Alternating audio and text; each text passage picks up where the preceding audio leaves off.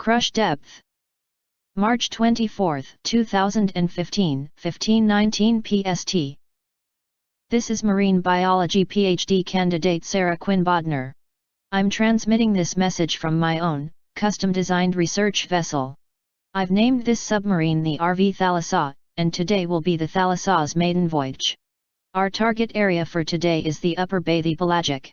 To be more precise, we're going to be exploring between 1,000 and 2,000 meters beneath the surface of the ocean today.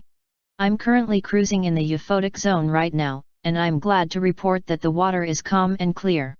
There's plenty of sunlight still reaching me, and my broadcast signal back to base is showing a full-strength connection. The research vessel's performance in ocean conditions is definitely living up to my expectations so far. Now, let's see what the Thalassa can really do. March 24, 2015, 15:54 PST. This first successful voyage of my solo operator submarine is intended to provide evidence in support of my PhD thesis. More specifically, I hope to show that technology has advanced to the point that deep-sea exploration can be achieved by regular people. Affordable and safe DIY submarining can now be achieved, and this is thanks to new developments in the availability of commercial components. A particularly unique development in my research involves the generation of super low frequency, SLF, radio waves from a transmitter mounted inside the Thalassa. This allows me to send digital transmissions to the surface, even when there are thousands of meters of ocean above me. A modem at the surface should continue to relay my messages over the internet to my research partner's computer. For the duration of my journey, I will be relying on him to save these notes. March 24, 2015, 16:30 PST. The pressure gauges on the exterior of the Thalassa show that I am cruising at a depth of 650 meters. Our designs for this submarine craft are estimated to allow for depths of up to 2,000 meters to be reached safely. I don't plan to go much deeper than 800 meters for this first voyage. I naturally have no desire to test the crush depth of this vessel while I'm still inside it. The Thalassa boasts a 16-hour supply of breathable oxygen. A snorkel mast allows for additional air to be pulled into the sub from the atmosphere, but only when the ship is very near the ocean's surface. Buoyancy is maintained by valve-operated ballast tanks. These can pump seawater or compressed air into the ballast compartments, raising and lowering the Thalassa interchangeably. March 24, 2015, 16:44 PST. I have to admit, I'm worried by the ballast compartment's function. The compressed air is failing to eliminate some of the seawater that's already inside the tanks. It should be okay, so long as the engines continue to operate at full power. I can still tilt the Thalassa toward the surface to move up in the water column. I'm going to continue downward for now, just a little deeper into the darkness to see whether I can find anything new.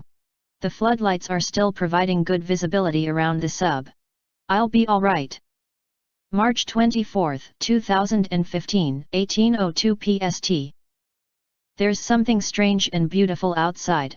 It's gossamer, but it looks strong and alive even though it's diaphanous and almost invisible in the Thalassa's floodlights. There are no internal structures.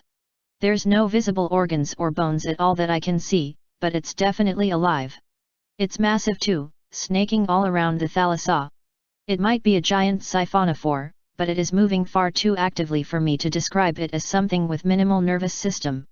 I feel almost sure that it's some kind of zooid colony, though. Its structure is too broad across to be a bootlace worm.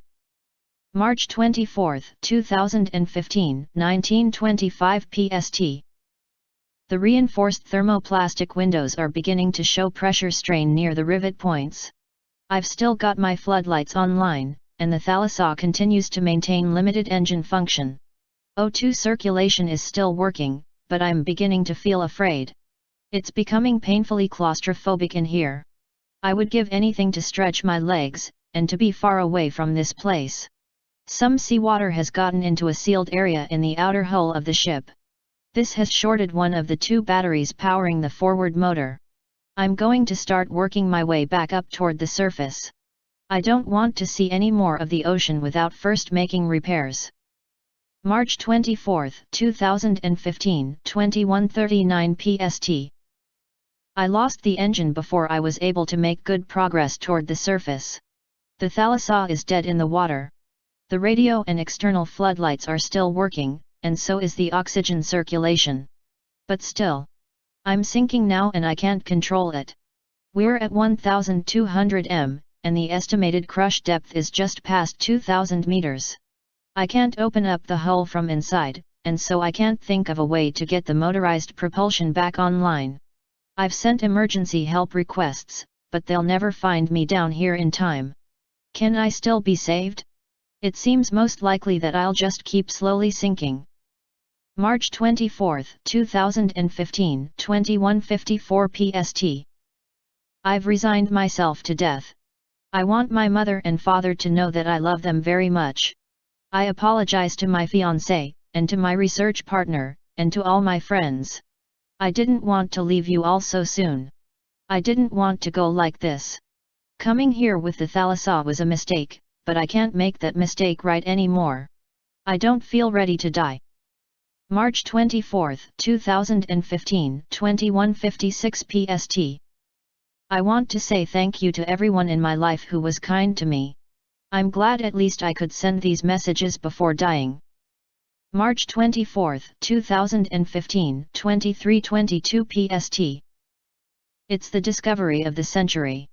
I'll die happy if I can just get my description to the surface by radio.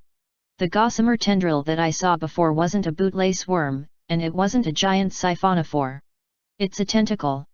I'm seeing more of those tentacles now.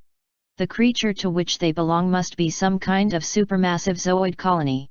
It's unlike anything known to modern biology. I think that this thing has evolved convergently in imitation of advanced mollusks. It exists on the scale of a small city, and it likely resembles a sedentary but cephalopod-like predator.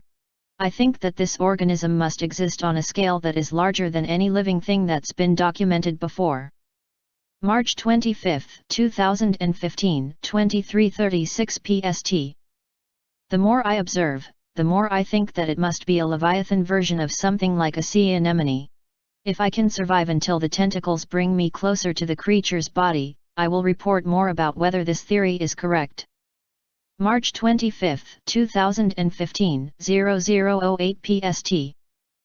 Pando is a clonal colony of aspen trees that share a single root system. It's a single living thing that's tens of thousands of years old, and as big around as 100 acres of land. In 2006, marine biologists discovered a clonal colony of Neptune grass that's likely 100,000 years old. That single organism measures 5 miles wide. I think I've discovered a benthic, zooid equivalent of these same kinds of clonal systems. The important difference is that whatever I've found can move and hunt deliberately. It's seeking with sensory tendrils over most of a nautical mile. These are its feeding grounds. It's found the Thalassa now. It's gently bringing me down. March 25, 2015, 00:17 PST.